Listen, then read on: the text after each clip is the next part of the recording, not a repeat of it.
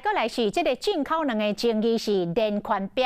台中市长罗秀燕讲，伊有甲农业部要求，要爱巴西进口卵详细资料，想袂到农业部竟然甲因回讲无方便互因。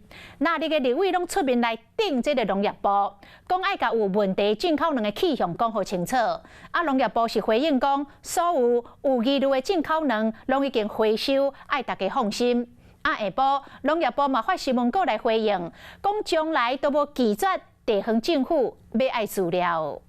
请提供进口巴西蛋，到底它的分配跟去向跟它的通路商，我不晓得中央为什么拒给。这话一讲出来，和巴西进口卵的争议是继续炭烧。现在中华民国行政部门有那么大的官威。高兴给就给，不高兴给就不给，还有不方便给的。但是因为专案进口卵有效期限的争议，根据农业专家林志宏伫面册顶悬的文章，伊讲到台农的董事长杜万才讲，伊总共进口11万外粒的鸡卵，这个未互全联。农业部嘛讲，这批台农的鸡卵总共提供互全联2万粒，严格以90派生卵率，总共大概有9万粒，互全联2万粒，那呢剩的7万粒是去倒咧？鸡蛋的多元宇宙啊，我们是要求你农委会进口鸡蛋，解决台湾缺蛋的问题，而不是要你去进口这些臭蛋。农委会应该要尽速去查清楚啦。啊，如果外界有疑虑，那就说明了。台中是有一家进口商有进蛋，但是它的仓储是在北部啊。桃园有一家进口商，它的仓储是在台中。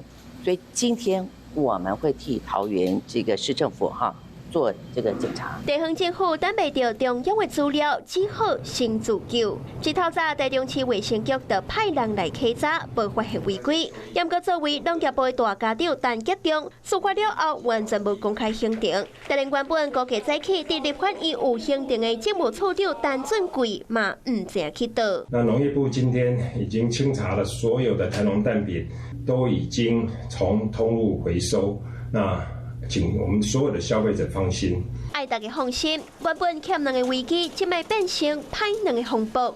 有关卵的争议，到今也未结束。你好，我是宋彦明。想掌握最及时的新闻资讯吗？赶紧订阅、按赞、开启小铃铛，锁定华视新闻 YouTube 频道。